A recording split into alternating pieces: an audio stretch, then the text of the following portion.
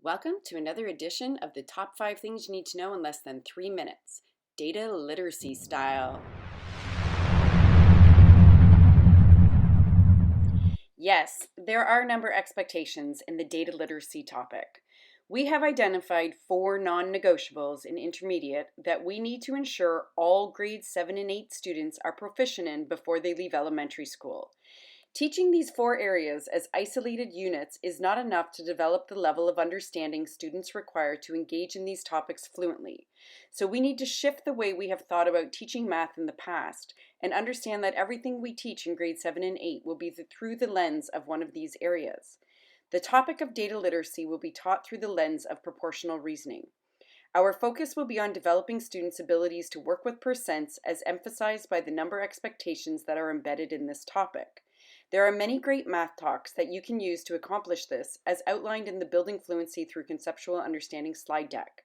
Both of these resources have been provided to schools containing grade 7 and 8 through the Math Leap program that ran a couple of years ago.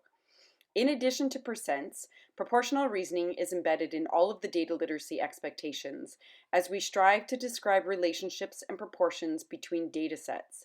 It is the teacher's role to bring proportional reasoning to the surface, making it explicit to students. What's new in the 2020 curriculum for data literacy in grade 8?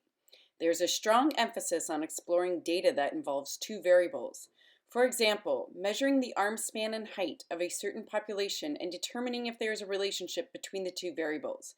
So again, here's where proportional reasoning comes into play, as you would be considering whether they increase or decrease in a proportionate way to one another. In this case, the ratio is usually 1 to 1. The other new item is the creation of infographics to tell the story about data. Google has some useful tools that students can use to create an infographic. The whole purpose of spending time on data literacy is so students develop the skills to become critical consumers of data and the ability to display data so it tells the story they want it to. So similar to number talks, you would only dedicate 10 minutes of your math period to strategically engage with the data visualization that is interesting or relevant to your students. A data talk provides space for students to practice considering and interpreting a variety of data and data representations in a low-stake exploratory environment, which aligns with one of the big ideas of data literacy. ucube.org and the New York Times website contain a number of effective data visualizations for this purpose. As always, we have created a correlation slide for MathUp content. However, we would like to bring your attention to some great tasks that have been created and are available for free from ucube.org. That's all for now. Happy dataing!